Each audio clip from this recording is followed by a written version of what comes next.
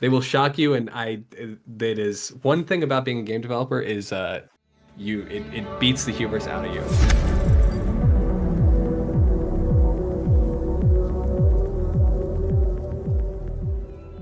With a little under 2 weeks left until the Invaders of Oakveil update goes live, I wanted to make a little list of more obscure things that you may have missed that are being added with the update. Also, the channel recently surpassed 500 subs, so thank you all for your support, it really means a lot. The first topic is castle plots. I've had some people ask me about this, and I can confirm that the new zone will in fact have castle plots to build on. Jeremy Bearson gave us this information in a post on their official Discord server. However, don't expect the zone to have as many as Gloomrot. It'll probably be closer to Cursed Forest, if not a little larger. So expect somewhere between like 4 to 7 castle plots. Staircases are also getting a pretty significant change in the update. If you're unaware, staircases have been abused since they were added to the game in order to block siege golems from attacking your castle. This is because stairs are immune to damage and do not trigger attack timer. But in 1.1, hitting a staircase with a golem will trigger attack timer. This is a huge change for raiding. There are a bunch of hats that you can only obtain from spawning in with server commands. These hats will now be added to the loot table. You may have seen me using the Vampire Hunter headgear in some other videos, and I'm really excited that this will actually be obtainable now. The Redistribution engine is a new buildable item that goes alongside the new treasury functionality that they're adding in 1.1. A lot of people have been asking for a craft from stash function, and this is essentially their answer. Here's Jeremy's explanation of the feature from our interview. In addition to that, we've also added routing, which is like it's called Redistribution, the Redistributor engine. It's like a thing that then allows you to, later on, after you've killed Black Brute, you get the ability to essentially like make an engine that allows you to connect crafting stations to chests and other crafting stations, so that you can then like move your items from one station to another, and then without having to like do it all manually. So basically, we're just going to have access to technology that we can set up in our castle to make organizing and processing loot much more efficient. The next sort of unknown thing that they're changing is the castle heart system. Will now be limited in castle hearts per clan on PvP servers, which will alleviate all sorts of abuse that I don't want to get into in this video. There's a little bit of pushback when we announced that there would be 1 castle heart per PvP server, or per squad on PvP servers. Yeah, no, that's good. I think that's great.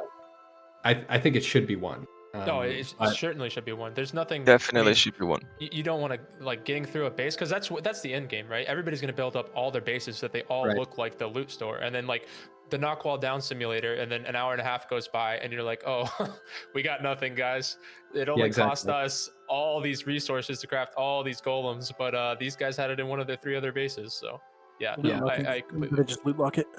You know, yeah, so I'm kind of looking at this as potentially a transitionary period where we're kind of getting people more used to the idea. I think like the jerking back from 4 castles to 1 castle might feel a little extreme, and I think people will look at what happens on duo servers, and because duo servers will only have 1, and they'll be like, wow, that's so much nicer. And then when we transition over, I think people will be much happier. So if you're planning on playing a PvP server, now is a good time to start strategizing what castle locations your clan will race for.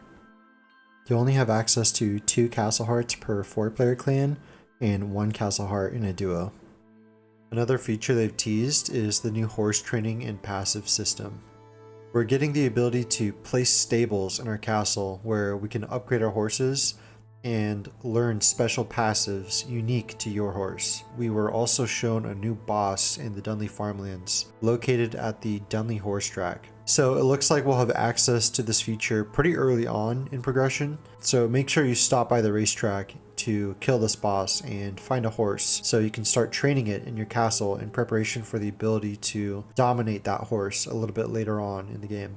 At the start of the video, Jeremy referred to hubris as a developer. Well, this is one that slipped through the cracks. Players can and will find the most efficient forms of castle defense, and in 1.0, it was door frames. Essentially, they were bugged, and they could not trigger attack timer or breach timer, and also had higher health than doors. This led people to just place hundreds of door frames as a valid form of base defense. These door frames will now operate as intended. With the emphasis on building a unique playstyle, they've also added a new unique consumable called elixirs. You will only be able to use one of these at a time, but they'll enhance you with a specific combat stat and help you refine your build. Think of move speed, attack speed, extra health, life leech, things like this. We've actually been shown what the 6 new spells are and what they do in a special access livestream that took place about 2 weeks ago. In the blood tree, they've added Carrion Swarm. This ability spawns 4 blood bats with an active hitbox that converge on your cursor location, dealing heavy damage. They'll be set at a fixed distance though, so learning to aim this ability will be key. The Chaos Tree is seeing the addition of Rain of Chaos. It will summon a meteor shower at your location that sort of spits out circles of damage in an area. Unholy Chains is the new spell in the Unholy Tree. It's not showcased here very well, but it'll form a chain between you and your target, and after a small duration, detonate for a large chunk of damage. Arctic Storm is the new Frost ability, and it's basically a cone of cold. A channeled frontal cone of frost that will offer a freeze at the end of its cast. Curse is the new illusion spell. This is a frontal cone of projectiles that will curse your enemies. Over the next few seconds, a portion of your damage done will then be replicated in a burst of damage when the curse duration expires. The new storm spell is called Lightning Tendrils, and it just shoots out basically a bunch of lightning tendrils that do a bunch of damage and apply static to your enemy over a pretty quick cast. There will also be a new soul shard, but you'll have to discover what that does for yourself. Well, that's been 10 things you may have missed about the 1.1 update. I hope you at least learned one thing you didn't know was coming. If you didn't catch the developer interview, by the way, I got to take part of one recently, and I'll put 2 links for that in the description. That's all for now though. Thanks for watching and take care.